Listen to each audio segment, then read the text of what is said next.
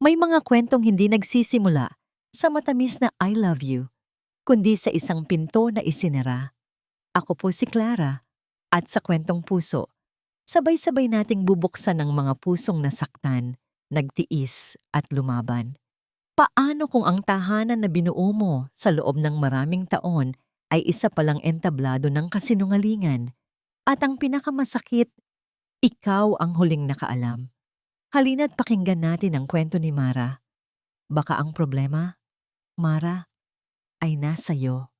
Ang mga salita ni Adrian ay lumutang sa malamig na hangin ng kanilang kondo. Nakatayo siya malapit sa pinto. Perpekto ang pagkakaplansa ng kanyang long sleeves. Handa na namang umalis para sa isang business trip. Hindi humihinga si Mara. Masyado kang praktikal. Dugtong pa ni Adrian at sa paraan ng pagkasabi niya, ang salitang iyon ay tunog insulto. Walang kulay. Walang kulay. Napatingin si Mara sa paligid. Sa mga puting pader na pinili niya dahil nagbibigay ito ng ilaw. Sa mga bil ng kuryente at tubig na nakaayos sa ibabaw ng mesa, mga responsibilidad na siya ang laging humaharap. Sa maletang nasa gilid na siya mismo ang nag-iempake kaninang umaga, tinitiyak na kumpleto ang lahat ng gamot at damit ng kanyang asawa. Ito ba ang walang kulay? Ang pag-aalaga? Ang pagiging praktikal para lang magkaroon ng maayos at tahimik na buhay? Gusto niyang isumbat ang lahat ng iyon. Gusto niyang isigaw kung gaano kabigat ang salitang praktikal. Pero walang lumabas sa bibig niya. Nanatili siyang nakatayo sa gitna ng sala habang si Adrian ay walang kahirap-hirap na tumalikod at isinara ang pinto. Isang pinto na isinara. Ganoon lang. Walang sigawan. Walang basagan ng plato. Isang pangungusap lang at gumuho na ang pundasyon ng puso niya. Nagsimula siyang magligpit. Isang paraan para ilihis ang isip. Inayos ang mga unan sa sofa. Pinulot ang dyaryo. At doon, sa sahig, sa tabi ng kinatatayuan ni Adrian kanina, nakita niya ang wallet nito. Naiwan niya. Dahan-dahan niya itong pinulot. Bumukas ito sa kanyang mga kamay. At sa isang iglap, isang ugali na nakasanayan na niya ang kusang gumana. Inayos niya ang mga lukot na pera sa loob. 100, 500, 1,000. Ang kanyang mga daliri ay gumalaw ng may sariling isip. Isang maliit na kilos ng pag-aalaga na hindi niya mapigilan. Ngunit sa pag-aayos niya, isang maliit at nakatuping papel ang nahulog mula sa isang lihim na bulsa. Isang resibo. Hindi ito resibo ng grocery o ng gasolina. Mula ito sa isang mamahaling jewelry store sa Greenbelt, Celestine Jewels. Isang lugar na kahit kailan ay hindi niya tinapakan. Nakatitig siya sa pangalan ng item, Eternity Weave Necklace. At sa presyo nito, nakatumbas ng 3 buwang upa nila. Ang petsa sa resibo ay mula sa huling business trip ni Adrian sa Cebu. Sinabi nito na puro trabaho lang ang ginawa niya doon, na pagod siya. Ngunit ang resibong ito ay nagsasabi ng ibang kwento. Isang malamig na kuryente ang gumapang sa kanyang mga braso, hindi para sa kanya ang kwintas. Ilang taon na siyang hindi nireregaluhan ni Adrian ng alahas. Hindi siya mahilig, sabi niya sa sarili, para maging praktikal. Pero para kanino? Ang kanyang mga mata ay muling bumalik sa resibo. Hinahanap ang kahit anong detalye.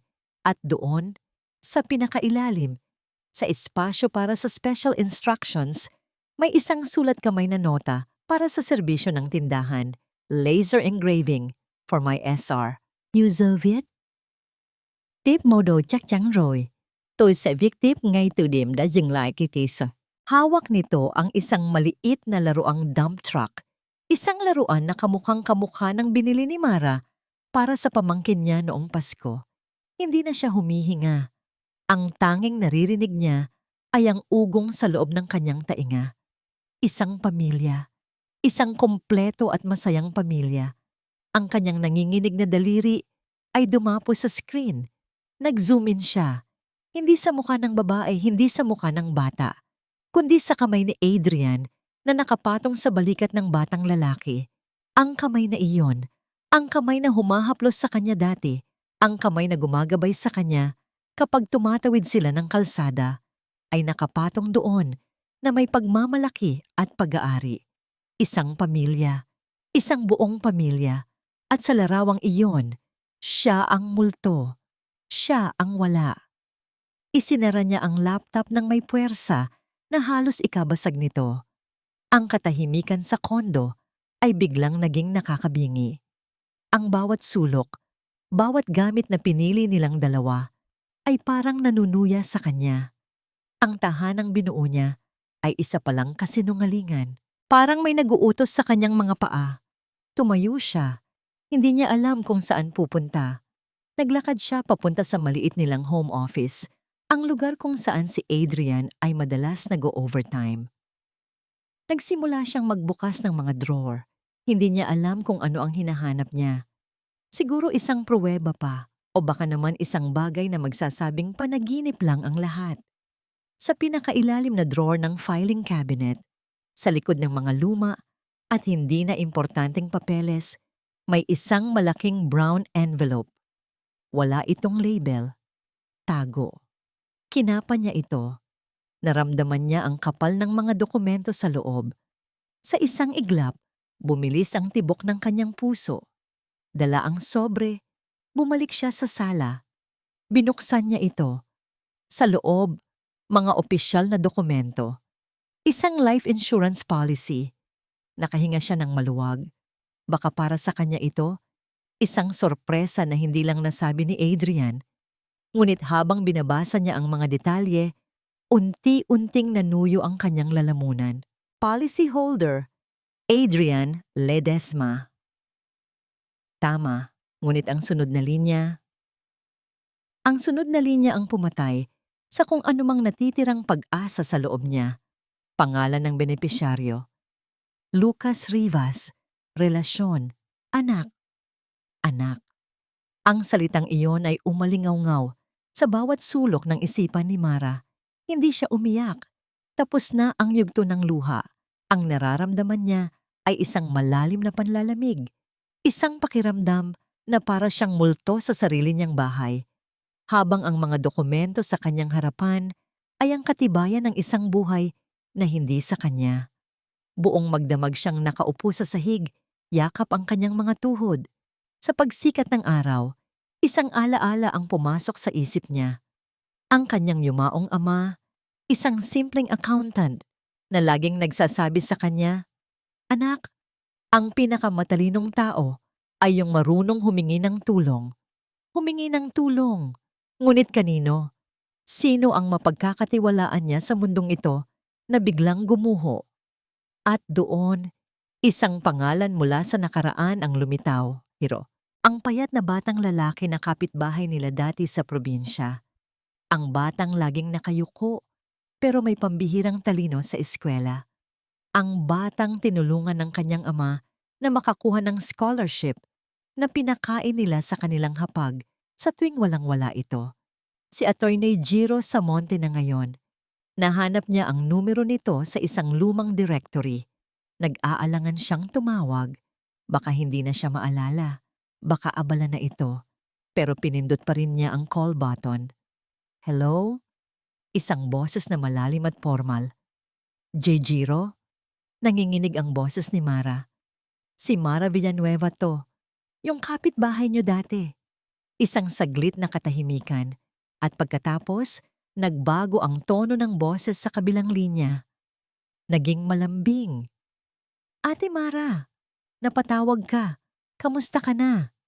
Nagkita sila sa isang maliit na karinderya sa may kanto ng isang kalye sa Pasig. Malayo sa makintab na mundo ng Makati. Ang amoy ng adobong kumukulo at ang ingay ng electric fan ang bumalot sa kanila. Ligtas. Dumating si Jiro. Malayo na sa itsura ng payat na bata. Matangkad na ito ngayon, matalas ang mga mata, at may tindig ng isang taong sanay humarap sa problema. Pero ang nangiti niya nang makita si Mara ay pareho pa rin. Isang ngiti ng respeto at pasasalamat. Walang paligoy-ligoy si Mara. Inilapag niya ang brown envelope sa ibabaw ng kanilang mesang plastik. Binuksan ito ni Jiro. Isa-isa niyang tiningnan ang mga dokumento, ang resibo ng alahas, ang kopya ng insurance policy. Hindi nagbago ang ekspresyon ng kanyang muka, pero nakita ni Mara ang pagtiim ng kanyang panga. Nang matapos siya, maingat niyang ibinalik ang mga papel sa sobre. Tumingin siya ng diretso kay Mara. Anong gusto mong gawin, Ate Mara? Gusto kong mabawi ang para sa akin. Halos pabulong na sabi ni Mara. Ang pera na pinaghirapan namin, ang perang minana ko kay Ite. Tumango si Jiro. Isang beses lang. Kung ganon gagawin natin. Magkano, Jiro? Magkano ang kailangan kong bayaran? Umiling si Jiro at ngumiti ng bahagya. Walang bayad, Ate Mara. Utang na loob ko sa pamilya niyo ang buhay ko. Ngayon, ako naman ang bahala sa'yo. May kung anong nabali sa loob ni Mara. Isang pader na matagal na niyang itinatayo. At doon, sa harap ng maingay na karinderya, pumatak ang luha na kanina pa niya pinipigilan. Hinintay siya ni Jiro na matapos, hindi siya nagsalita. Nang medyo kumalma na si Mara, inilahad ni Jiro ang kanyang kamay sa ibabaw ng mesa. Makinig ka sa akin, Ate Mara, sabi niya sa isang boses na mahinahon pero puno ng awtoridad. Huwag kang iiyak sa harap niya. Huwag kang mag-eskandalo. Mula ngayon actress ka at kailangan nating kolektahin ang lahat ng script. Nagulat si Mara, pero may naramdaman siyang pagbabago sa loob niya. Ang sakit ay napalitan ng isang bagay na mas matibay. Determinasyon. Nang sila'y patapos na, si Jiro ang nag-insistang magbayad.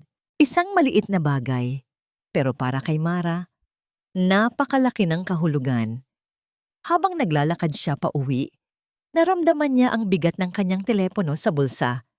Nag-vibrate ito. Si Adrian. Sinagot niya ito. Ang puso niya ay parang isang piraso ng yelo. Hi, honey! Masayang bati ni Adrian sa kabilang linya. Miss me? Good news. I'll be home in 2 days. At may surprise ako sa'yo. Huminga ng malalim si Mara. Naalala niya ang sinabi ni Jiro. Actress ka. Really, honey? Sagot niya. Sinisikap na lagyan ng tamis at pananabik ang kanyang boses. I can't wait. Ibinaba niya ang tawag.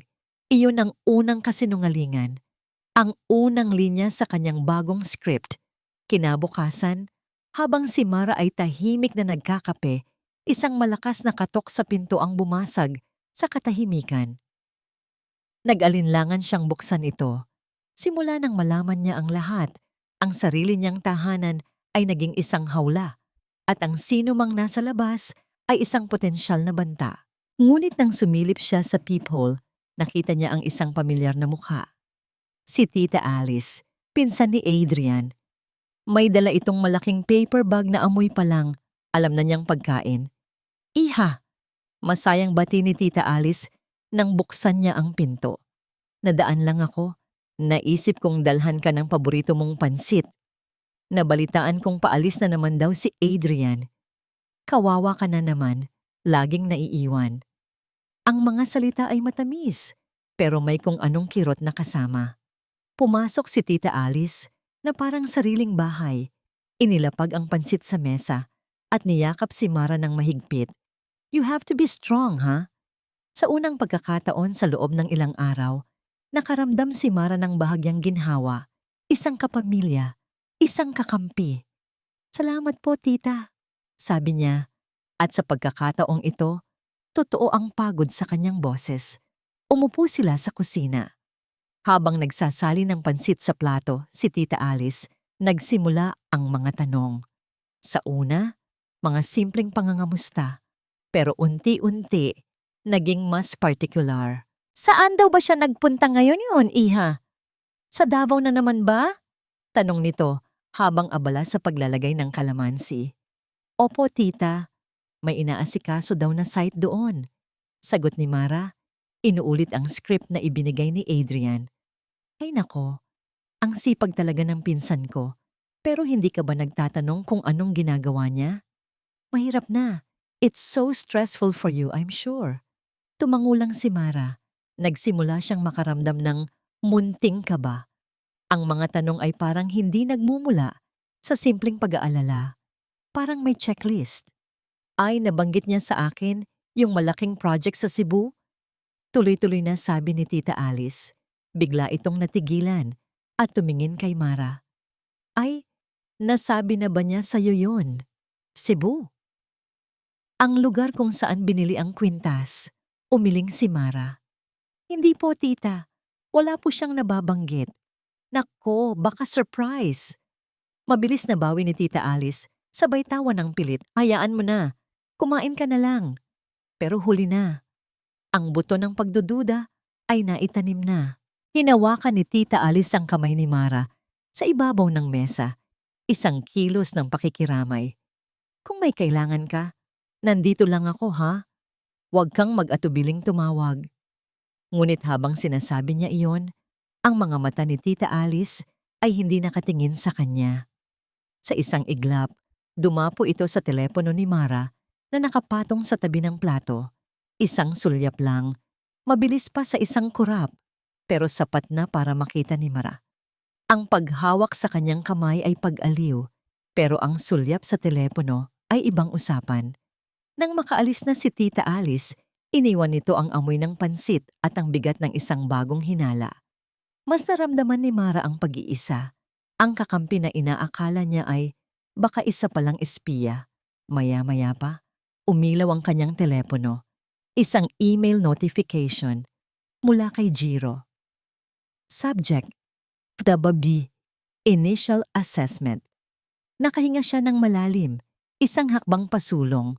Ngunit bago pa man niya mabuksan ang email, muling umilaw ang screen. Isang text message naman mula kay Tita Alice. Kumusta iha? Sana okay ka lang. Huwag mong masyadong isipin ang mga bagay-bagay. Nanigas si Mara. Ang tiyempo. Sobrang perpekto. Sobrang sakto. Ang mensaheng dapat sana ay magbibigay ginhawa ay naghahatid ng isang malinaw at nakakakilabot na babala. May nakabantay sa bawat galaw niya.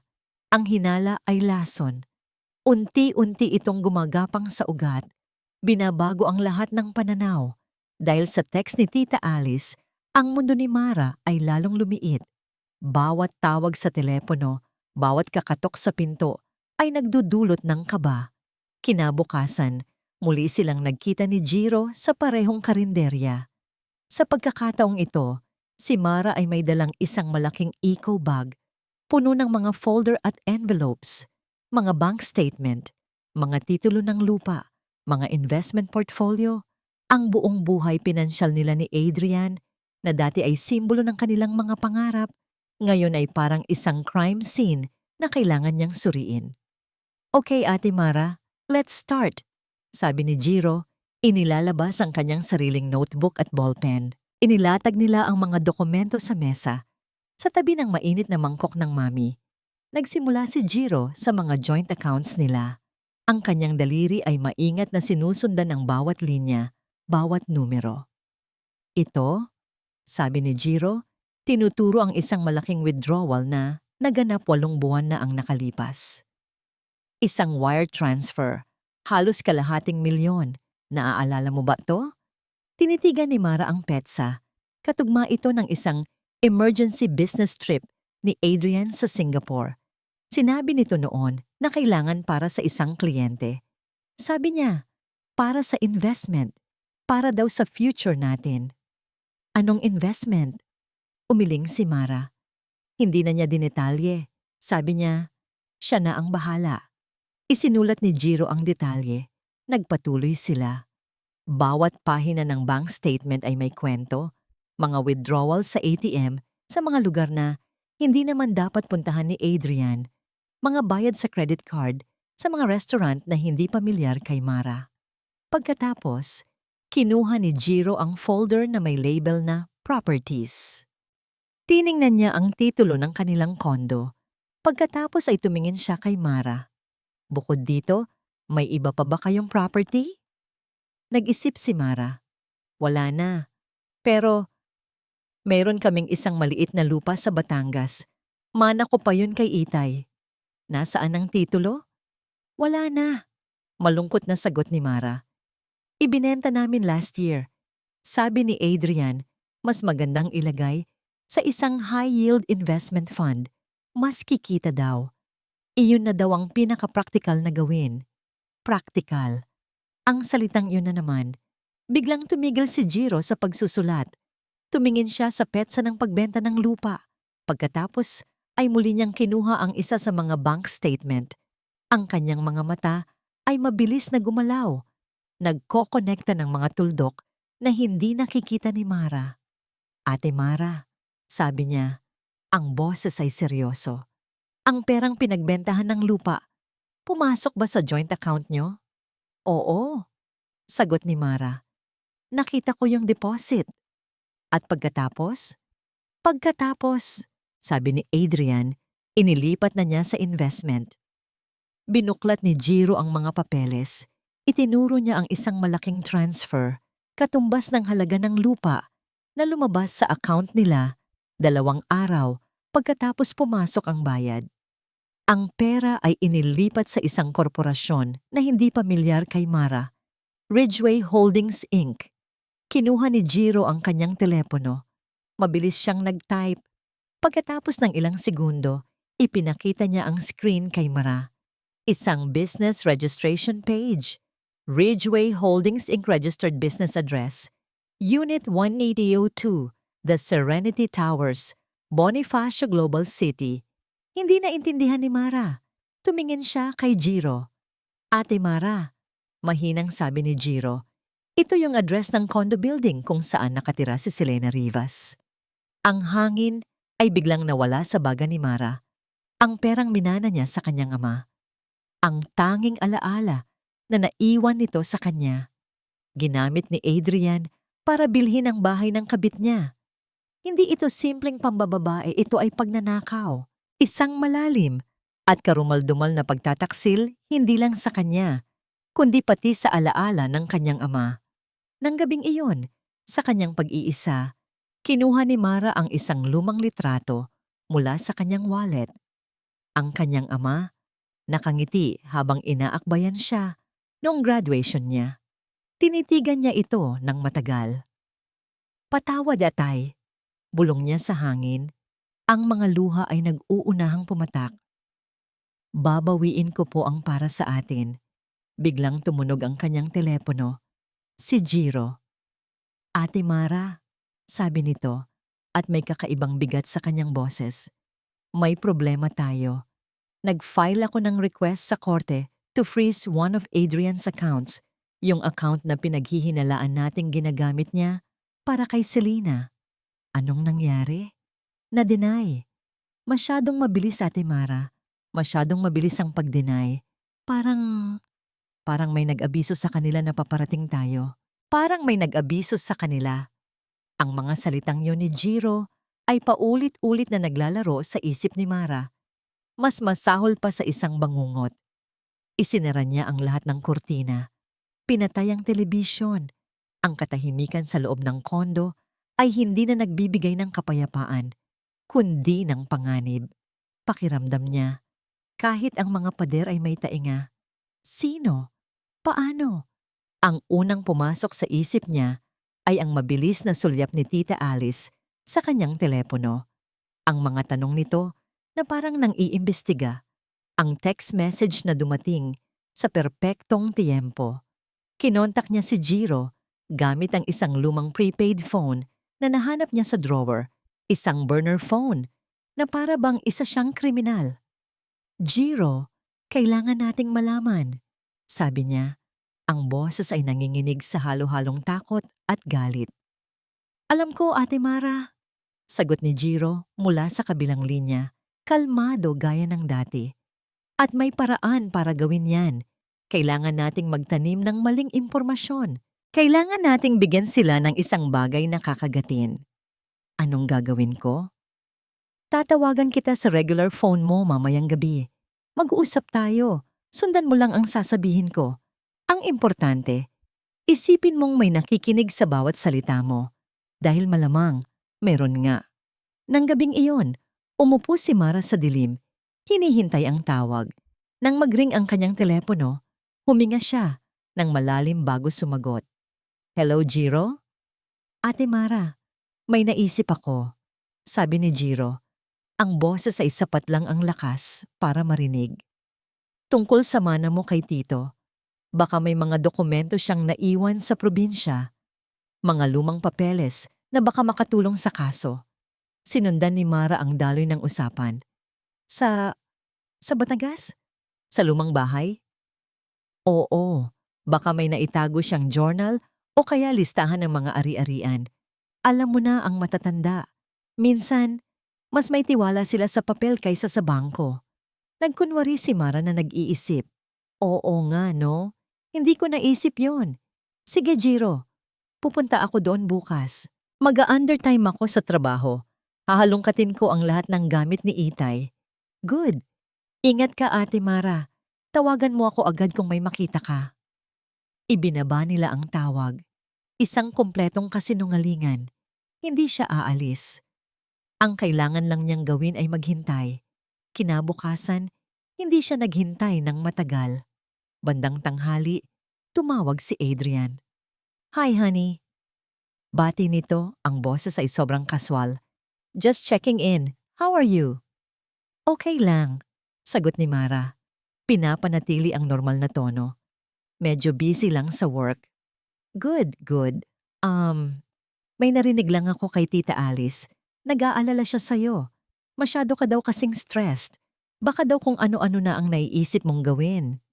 Narito na. Napakagatlabi si Mara. Ano ang ibig mong sabihin? Wala naman. Naisip ko lang. Baka kailangan mong mag-relax. Huwag mo nang masyadong pagurin ang sarili mo, okay? Lalo na sa mga walang kwentang bagay. Like, yung mga lumang gamit sa Batangas. It's just old junk. Hayaan mo na yon. Bingo! Isang malamig na liwanag ang dumaan sa isip ni Mara. Hindi na ito hinala. Ito na ang katotohanan. Ibinenta siya ni Tita Alice. Ang bawat pag-aalala, ang bawat yakap, ay isang pagkukunwari. Sige, Adrian. Salamat sa pagtawag. Sabi niya, bago mabilis na ibaba ang telepono. Umupo siya sa sofa. Ang katawan ay parang binuhusan ng malamig na tubig. Naramdaman niya ang isang klase ng sakit na mas matindi pa sa pagtataksil ni Adrian. Ang pagkakanulo mula sa isang taong pinagkatiwalaan mo. Isang kapamilya. Kinuha niya ang kanyang telepono at binuksan ang message thread nila ni Tita Alice. Dahan-dahan niyang iniscroll pataas. Kumusta, Iha? Mag-ingat ka palagi. Nandito lang ako para sa'yo. Bawat mensahe ng pag-aalala ay isa na ngayong sampal sa kanyang mukha. Bawat salita ay isang patalim. Biglang nagring ulit ang telepono. Napatalon siya sa gulat. Tumingin siya sa screen, Tita Alice calling. Pinakiramdaman niya ang pagbilis ng tibok ng kanyang puso. Tinitigan niya ang pangalan sa screen. Isang bitag ba ito? O isang pagkakataon? Sinagot niya ang tawag. Hello, Iha. Masiglang bati ni Tita Alice. Naiisip lang kita. Baka gusto mong lumabas. Mag-dinner tayo. Para makapag-relax ka naman. Tayong dalawa lang. Para makapag-usap tayo ng maayos. Tayong dalawa lang. Para makapag-usap tayo ng maayos. Ang alok ni Tita Alice ay parang isang kamay na may dalang bulaklak. Pero sa likod nito ay isang patalim. Humigpit ang hawak ni Mara sa telepono. Ang unang instinct niya ay tumanggi, magtago, putulin ang koneksyon. Ngunit naalala niya ang sinabi ni Jiro. Mula ngayon, actress ka. Ang isang magaling na actress ay hindi tumatakbo sa eksena. Hiniharap niya ito. Sige po, tita. Sagot ni Mara. Sinisikap na gawing garalgal ang kanyang boses na parabang nagpapasalamat sa isang alok ng kaligtasan. Kailangan ko po talaga ng kausap. Bago ang hapunan, mabilis niyang tinawagan si Jiro sa burner phone. Inimbita niya ako, Jiro. Anong gagawin ko? Pumunta ka. Walang alinlangan na sagot ni Jiro. Ito na ang pagkakataon natin. Bigyan mo siya ng isda, pero yung may lason. Sa restaurant, si Tita Alice ay ang perpektong imahe ng isang nag-aalalang kamag-anak. Pinili niya ang paboritong pagkain ni Mara. Inayusan ang kanyang buhok, hinawakan ang kanyang kamay. Kumain ka, iha. Malambing na sabi nito. Namumutla ka, sobra kang nag-iisip. Si Mara ay gumanap sa kanyang papel. Hindi siya kumain ng marami. Tumingin siya sa malayo, nagpakita siya ng kalituhan. Hindi ko na po alam, tita. Simula niya, hinayaang mangilid ang luha sa kanyang mga mata. Parang may mali. May mga bagay na hindi ko maintindihan. Nakinig si Tita Alice. Ang kanyang mga mata ay puno ng pekeng pakikiramay. Ngunit sa likod nito ay ang matalas na atensyon ng isang mangangaso. Gaya ng ano, iha? Huminga ng malalim si Mara na para bang nag-iipon ng lakas ng loob. Si Itay po kasi, bago siya mawala, may mga binilin siya sa akin. Mga investment daw na siya lang ang nakakaalam. Nakita ni Mara ang bahagyang paniningkit ng mga mata ni Tita Alice. Investment? Opo, at sa paghahalungkat ko sa mga lumang gamit niya sa Batangas, may nakita po ako. Dito na. Ang pain. Nakita ko po yung luma niyang diary. Tuloy ni Mara. Hinayaang tumulo ang isang butil ng luha. Nakasulat lahat doon, tita. Lahat ng mga transaksyon, mga numero ng account, may mga pangalan. Pangalan ni Adrian. Sa isang iglap, nakita ni Mara ang pagbabago sa mukha ni Tita Alice. Isang kislap ng pananabik na mabilis ding tinakpan ng pag-aalala. Diyos ko, iha, ibig sabihin, hindi ko po alam. Umiiyak na sabi ni Mara. Ang gulo-gulo po. Ang dumi. Nasa akin po yung diary. Dinala ko dito sa Maynila. Pero natatakot ako, tita. Hindi ko alam kung anong gagawin ko dito. Habang abala si Mara sa kanyang pagkukwento, napansin niya ang bahagyang pagbaba ng tingin ni Tita Alice. Sa ilalim ng mesa, halos hindi nakikita. Ang anino ng kanyang hinlalaki ay mabilis na gumagalaw sa ibabaw ng screen ng telepono nito. Nagpapadala ito ng mensahe. Sa loob ni Mara, isang malamig na kasiyahan ang gumapang. Kumagat na ang isda. Nagtapos ang hapunan. Niyakap siya ni Tita Alice ng mahigpit. Huwag kang mag-alala, iha. Magiging maayos ang lahat. Itago mong mabuti yung diary na yan. Opo, tita. Salamat po. Nang makasakay na si Mara sa taxi pa uwi, nawala ang lahat ng emosyon sa kanyang mukha. Napalitan ito ng isang matigas at determinadong ekspresyon. Tiningnan niya ang sarili sa salamin. Ang aktres ay nagtagumpay. Pagdating niya sa kondo, halos isara pa lang niya ang pinto nang tumunog ang burner phone niya. Si Jiro. Ate Mara, sabi nito, at may halong pananabik sa boses. Gumana. Anong nangyari? Tumawag sa akin yung katiwala natin sa Batangas. May sumubok daw pumasok sa lumang bahay niyo. 2 lalaki. Buti na lang nakahingi agad ng tulong sa mga tanod ng barangay. Tumakbo daw sila nang may makakita. Napahawak si Mara sa pader para suportahan ng sarili ang kanyang pain, ang kanyang kasinungalingan. Naging totoo ito sa isang iglap. Ganoon sila kadesperado, ganoon sila kabilis kumilos. Ang plano ay gumagana. Ang tagumpay ng kanyang pain ay hindi nagdulot ng saya kay Mara, kundi isang malalim na pagod. Sa gitna ng digmaan na ito, kung saan bawat galaw ay kalkulado at bawat salita ay sandata, may isang bahagi sa kanya na nangulila sa init at katotohanan ng isang pamilya. Kaya kinabukasan, nagmaneho siya papunta sa bahay ni Lola Cora sa Quezon City. Ang lumang bahay na yon, na amoy Vicks at lumang kahoy, ay naging kanlungan niya noong mga unang taon ng pagsasama nila ni Adrian. Sinalubong siya ni Lola Cora ng isang yakap na medyo masyadong mahigpit na parang may gustong pigilan at may gustong sabihin ng sabay. Napadaan ka, anak, sabi ng matanda. Ginagabayan siya papasok.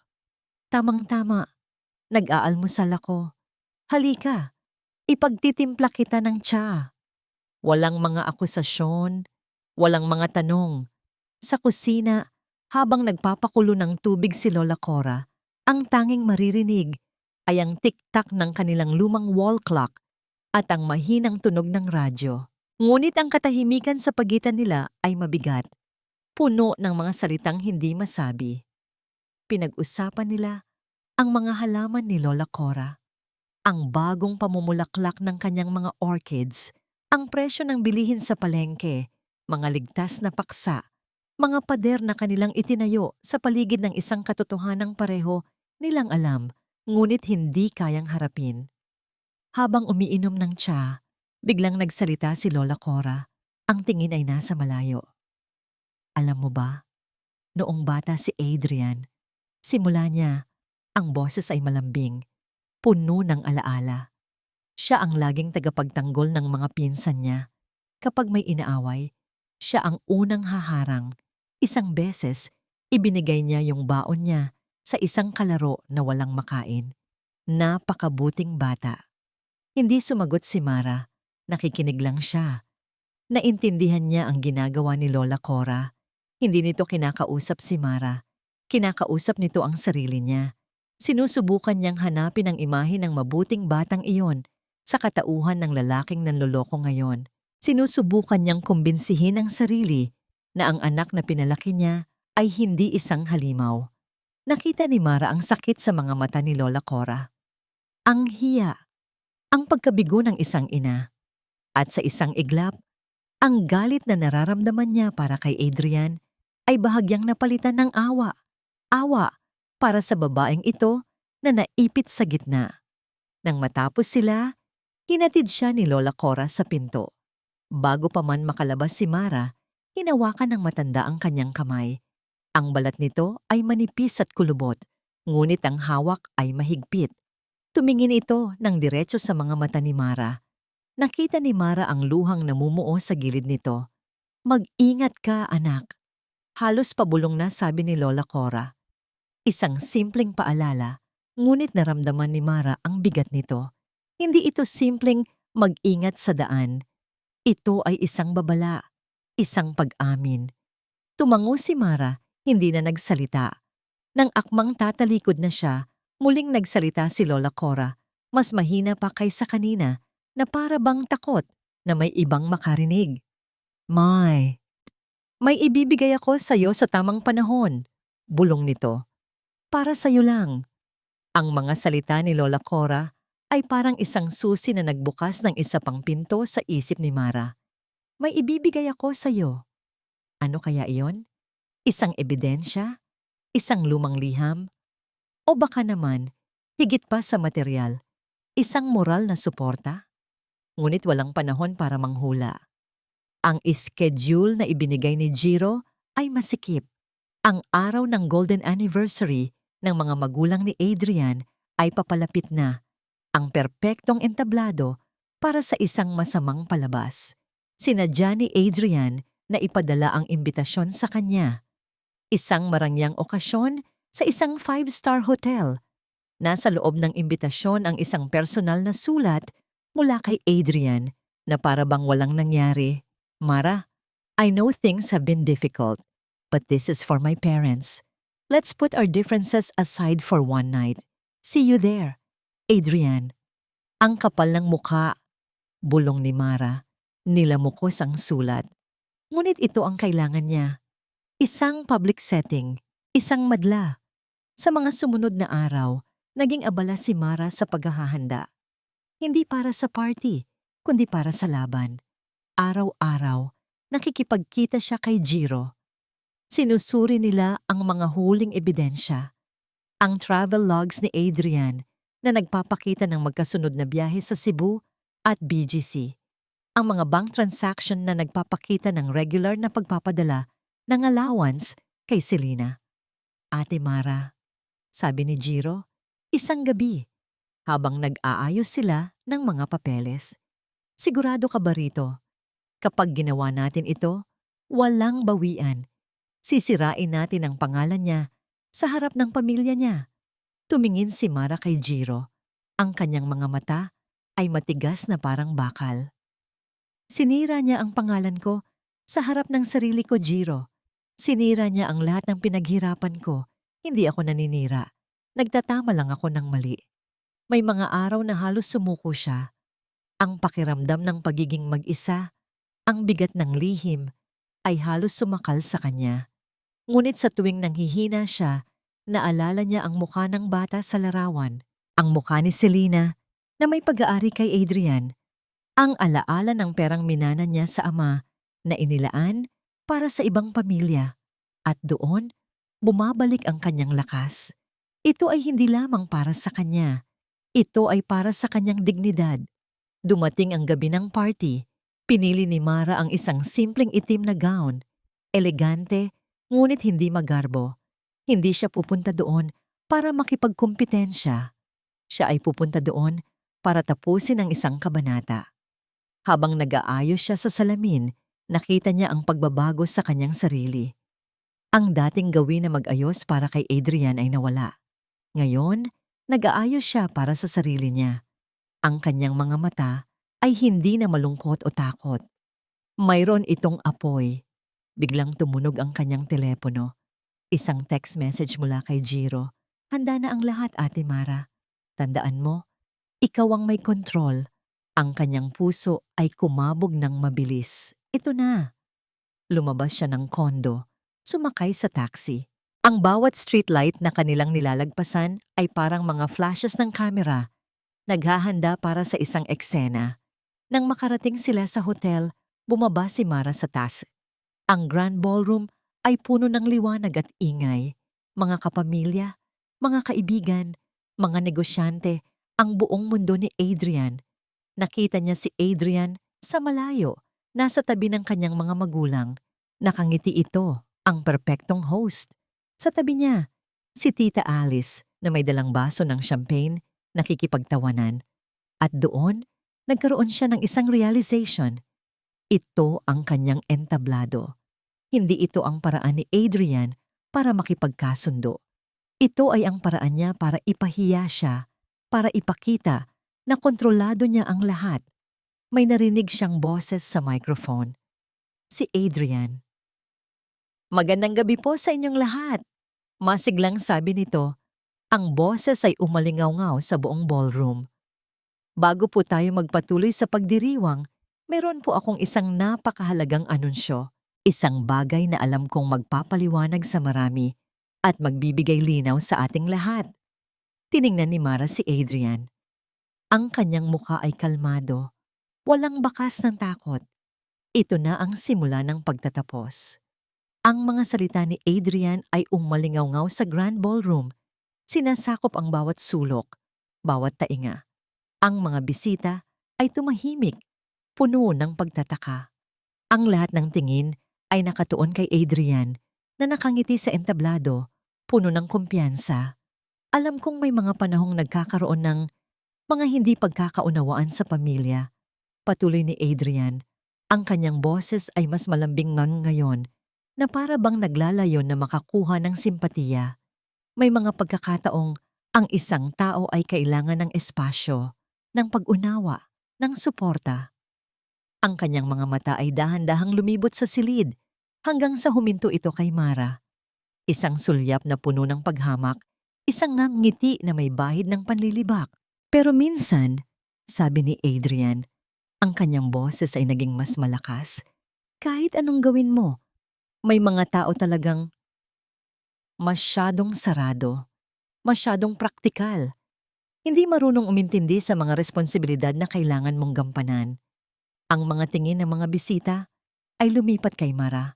May mga nagbulungan, may mga nagtataka, may mga nakatingin ng may awa, ngunit mas marami ang nakatingin ng may paghuhusga. Pakiramdam ni Mara, bawat mata ay isang sinag na tumutusok sa kanya. Ang mundo ay umiikot. Ngunit hindi siya bumagsak. Sa halip tumayo siya ng tuwid. Hawak niya ang isang baso ng champagne, ngunit hindi niya ito ininom. Si Adrian ay nagpatuloy. Ang kanyang boses ay parang isang aktor sa isang trahedya. At dahil po dyan, Sa lahat ng nagmamahal sa akin, sa aking mga magulang na narito ngayon, I would like to announce that Mara and I have decided to take a break upang mabigyan ang bawat isa ng espasyo para makahanap ng kaligayahan. Isang collective gasp ang umalingaw-ngaw sa ballroom. Break. Hindi diborsyo, hindi separation. Break.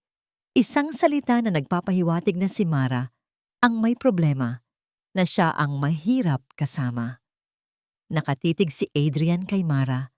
Ang kanyang nangiti ay nanunuya.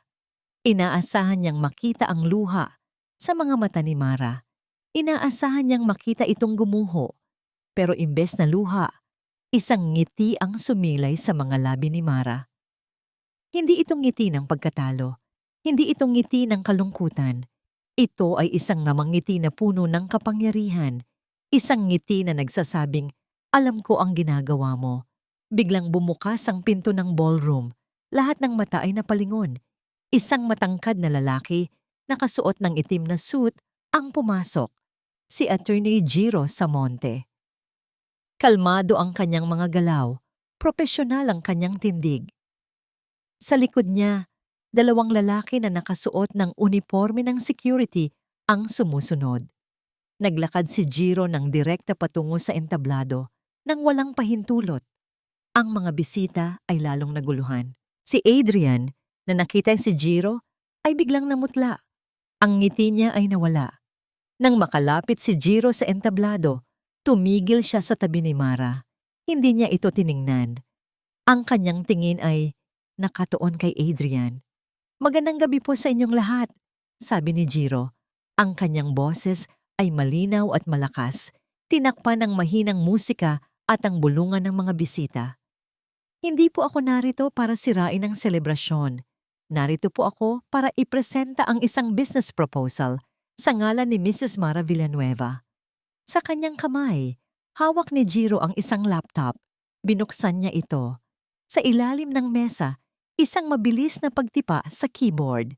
Biglang, sa malaking screen sa likod ng entablado, na kanina ay nagpapalabas ng mga lumang larawan ng mga magulang ni Adrian, ay nagbago ang imahe.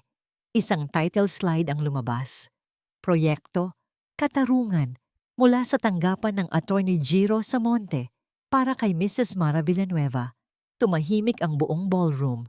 Ang ingay ng mga tinidor na tumatama sa plato ay nawala. Ang bulungan ay napalitan ng isang nakakabinging katahimikan. Ang lahat ng mata ay nakapako sa screen at pagkatapos ay lumipat kay Adrian na nakatayo sa entablado. Ang kanyang mukha ay namumutla.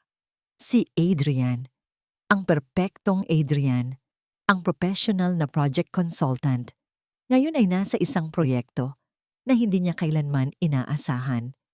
Good evening once again. Simula ni Jiro, ang kanyang boses ay kalmado, halos walang emosyon. Bilang kinatawan ni Mrs. Mara Villanueva, narito po ako upang ipakita ang isang proyekto na pinaghirapan ni Mr. Adrian Ledesma sa loob ng ilang taon. Sumunod ang unang slide. Ito ay isang mapa ng Bonifacio Global City.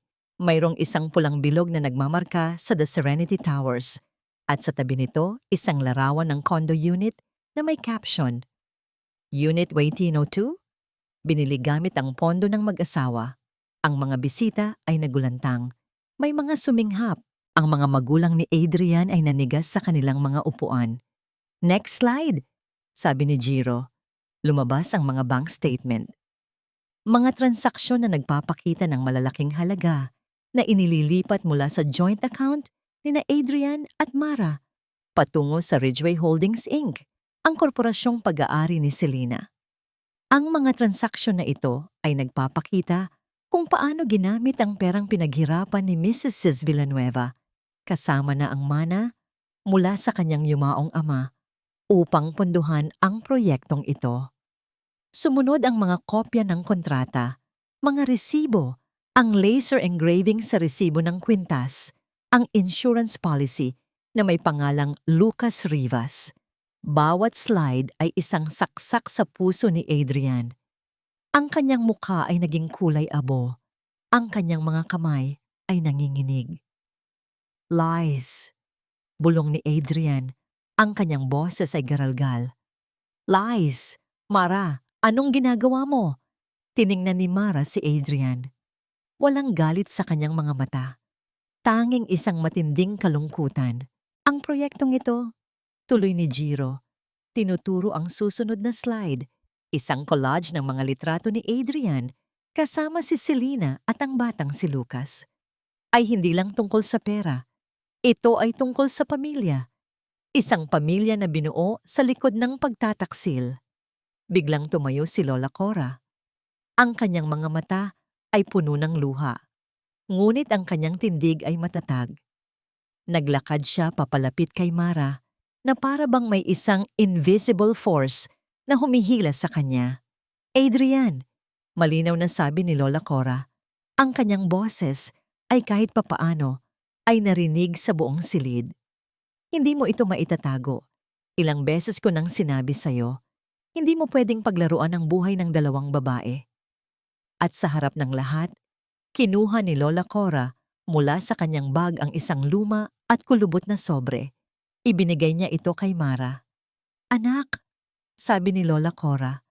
Ang kanyang boses ay halos pabulong ngunit puno ng bigat. Isang beses ko itong nakita sa mga gamit ni Adrian. Isang liham na isinulat niya para kay Selena. Nanlaki ang mga mata ni Adrian. Hindi ito maaari. Ang liham na yon, ang pinakamasakit na bahagi ng kanyang pagtatago. Si Tita Alice, na kanina ay nakaupo sa kanyang upuan, ay biglang tumayo at sinubukang lumabas ng pinto. Ngunit mabilis siyang hinarang ng isa sa mga security guard na kasama ni Jiro. Tita Alice, malumanay na sabi ni Jiro, ang kanyang mga mata ay matalim. Baka po gusto niyong manatili, may slide pa po tungkol sa inyo. Ang mukha ni Tita Alice ay naging puti. Nagsimula siyang manginig. Hindi na makatiis si Adrian. Mara, please! Stop this! Pag-usapan natin to. Wala kang mapapala rito. Ngunit huli na ang lahat. Ang kanyang proyekto, katarungan, ay hindi na mapipigilan. Ang mga sumunod na linggo ay naging malabo para kay Mara. Mula sa Grand Ballroom na puno ng mga nanlilisik na mata, napunta siya sa malamig at formal na courtroom. Ang bawat salita, bawat ebidensya ay muling binibigkas, ngunit sa isang setting na ngayon ay may kapangyarihang magbigay ng tunay na katarungan. Hindi humingi ng awa si Mara. Ang boses niya sa courtroom ay malinaw, matatag, at puno ng dignidad. Parang isang dalangin na matagal nang inipon. Isinalaysay niya ang lahat, ang mga taon ng pagtitiis, ang mga pangarap na isinantabi, ang pagtataksil na hindi lang sa pag-ibig, kundi pati na rin sa tiwala at sa alaala ng kanyang ama. Sa bawat sesyon ng pagdinig, naroon si Adrian. Nakaupo sa kabilang panig, ang kanyang mukha ay nawawalan ng kulay sa bawat bagong ebidensya na inilalatag ni Jiro. Ang mga abogadong kinuha niya ay hindi nagtagumpay na baliktarin ang mga katotohanan. Ang mga dokumento ay hindi nagsisinungaling. Ang mga patotoo ay hindi matitinag. Ang liham ni Adrian kay Selena na ibinigay ni Lola Cora ay nagbigay ng huling saksak sa kanyang depensa. Hindi lang ito nagpatunay ng kanyang pagtataksil, kundi pati na rin ang lalim ng kanyang panlilinlang kung paano siya bumuo ng isang buong buhay na hiwalay, puno ng mga pangako at kasinungalingan. Sa kabilang banda, si Selena Rivas, na akala ay makakakuha ng yaman at ginhawa, ay naiwan din sa isang guhong mundo. Ang kondo na inakala niyang pag-aari niya ay naging simbolo ng kanyang pagbagsak. Ang lahat ng mga pinansyal na benepisyo na natanggap niya ay hiniling din na ibalik. Ang mga pangarap niya ng marangyang buhay ay naging isang bangungot ng utang at kahihiyan. At si Tita Alice, walang naging slide tungkol sa kanya sa publiko. Ngunit sa likod ng mga kurtina, inamin niya ang pagiging espiya. Kinailangan niyang magpakita ng kooperasyon para hindi siya makasuhan ng obstruction of justice. Ang kanyang hiya ay napakalalim, kaya't siya ay nawala mula sa paningin ng publiko. At sa kalaunan, mula sa buhay ni Mara, dumating ang araw ng paghatol. Ang silid ay tahimik. Nakaupo si Mara. Ang kanyang mga kamay ay mahigpit na nakakapit sa kanyang hita. Kahit na alam niyang mananalo siya, hindi ito ang pakiramdam ng tagumpay na inaakala niya. Ito ay ang pakiramdam ng pagtatapos. Matapos suriinin ang lahat ng ebidensya at testimonya, simula ng hukom, ang boses ay matatag. Ang korte ay nagpasiya pabor kay Mrs. Mara Villanueva. Isang maliit na hinga ng kaluwagan ang lumabas sa bibig ni Mara. Si Mr. Adrian Ledesma ay inaatasan na ibalik ang lahat ng ari-arian at pondong ginamit mula sa joint accounts at mana ni Mrs. Villanueva. Ang kasal ay legal na babasagin at ang karapatan ni Mrs. Villanueva sa kanyang malinis na buhay ay muling ibinabalik. Hindi siya tumingin kay Adrian. Hindi niya kailangan. Narinig niya ang mahinang pagbagsak ng ulo ni Adrian sa lamesa. Ang kanyang mundo ay gumuho sa isang iglap. Ang kanyang kredibilidad, ang kanyang pera, ang kanyang reputasyon, lahat ay nawala. Ang proyekto, 2 pamilya, ay ganap na nabigo. Nang makalabas sila ng courtroom, mainit ang sikat ng araw. Hindi siya nag-celebrate, hindi siya naglabas ng kahit anong damdamin. Sa halip, naglakad siya ng tahimik kasama si Jiro patungo sa pinakamalapit na simbahan. Umupo siya sa isang bangko sa likod, sa dilim ng simbahan. Ang amoy ng insenso ay pumuno sa kanyang mga baga. Sa unang pagkakataon, sa loob ng napakahabang panahon, nagawa niyang huminga ng malalim. Ang paghinga ay hindi na puno ng takot o galit. Puno ito ng wala. Isang blankong slate. Hindi siya nagdasal para sa paghihiganti. Nagdasal siya para sa kapayapaan. Nang lumabas siya ng simbahan, ang kanyang mga mata ay matapang. Ang kanyang mukha ay kalmado. Ang labanan ay tapos na. Ngayon, oras na para sa kanyang sarili. Nang makauwi siya, may nakita siyang envelope sa kanyang mesa. Walang pangalan ng nagpadala. Binuksan niya ito. Sa loob, isang plain white card. At sa loob ng card, isang sulat kamay na mensahe mula kay Lola Cora. Anak, ang tunay na kaligayahan ay hindi matatagpuan sa pagmamay-ari, kundi sa kalayaan. Mayroon akong isang maliit na bahay sa may dagat. Isang lugar kung saan makakahinga ka muli. Hindi na ito kay Adrian. Ito ay para sa'yo. At sa loob ng card, isang susi. At isang tiket sa eroplano. Isang one-way ticket papunta sa Coron, Palawan. Ang busog na hindi na kailangang pigilan. Ang pakpak na hindi na kailangang ibali. Pagdating ni Mara sa Coron, Palawan, sinalubong siya ng sariwang simoy ng hangin at ng sikat ng araw. Ang ingay ng Maynila ay napalitan ng awit ng mga ibon at huni ng dagat. Ang bahay na ibinigay ni Lola Cora ay maliit, gawa sa kahoy at kawayan na may simpleng beranda na nakaharap sa malawak at bughaw na karagatan. Sa unang gabi niya doon, umupo si Mara sa veranda. Pinapanood niya ang paglubog ng araw, ang mga kulay na naglalaro sa kalangitan. Walang laptop, walang papeles, walang tawag. Tanging siya lang at ang katahimikan. Sa loob ng ilang araw, ang kanyang buhay ay naging simple. Gumigising siya sa tunog ng alon. Naglalakad sa tabing dagat, pinapakiramdaman ang buhangin sa kanyang mga paa. Natutong magluto ng mga simpleng seafood dishes na nakuha niya mula sa mga mangingisda. Unti-unti, bumalik ang kanyang sarili. Ang dating Mara na nawala sa ilalim ng mga expectations at responsibilidad. Nagsimula siyang magpinta muli. Isang libangan na matagal na niyang isinantabi.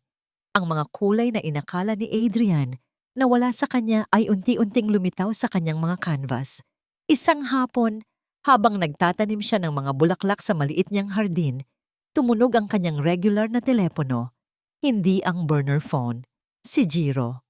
Ate Mara, sabi nito, ang boses ay parang musika sa kanyang tainga. Nandito ako sa Batangas. May inaasikaso lang na kaso. Kumusta ka na? Ayos lang, Jiro. Sagot niya at narinig niya ang sarili niya na tunay na nakangiti. Payapa, ikaw? Okay lang din, sabi nito. May saglit na katahimikan. Ate Mara, masaya ka ba dyan? Huminga si Mara ng malalim. Tumingin siya sa malawak na dagat, sa kalmadong tubig, sa nagliliparang ibon. Ang tanong ni Jiro ay hindi na tungkol sa pera o kaso. Ito ay tungkol sa kanya. Oo, Jiro, sagot niya. Ang kanyang boses ay puno ng katotohanan. Masaya ako. Good, sabi ni Jiro. Yun lang naman ang gusto kong malaman. Walang pangako ng isang bagong pag-ibig. Walang pahiwatig ng kinabukasan na kasama siya. Ang tanging sinabi ni Jiro ay, good. Sapat na yon. Ang pagmamahal ay hindi laging tungkol sa pagmamay-ari. Minsan, ito ay tungkol sa pagbibigay ng kalayaan. Ibinaba niya ang tawag. Nagpatuloy siya sa pagtatanim ng mga bulaklak. Ang mga binhing itinatanim niya sa lupa ay parang mga bagong pag-asa na itinatanim niya sa kanyang puso. Nang gabing iyon, habang umiinom siya ng kape sa veranda, tiningnan niya ang mga bituin. Ang kalangitan ay malawak at walang hanggan. Ang kanyang puso ay magaan. Ang kape niya ay kape na gusto niya, matamis at may gatas, hindi ang mapait na itim na kape ni Adrian. At doon, sa ilalim ng malawak na kalangitan, siya ay ngumiti. Lumingon siya sa dagat. Ang ngiting iyon ay hindi na para sa kamera. Hindi para sa asawa. Hindi para sa sinuman. Ito ay ngiti para sa kanya. Ngiti ng isang babaeng nakahanap ng kanyang pagtubos.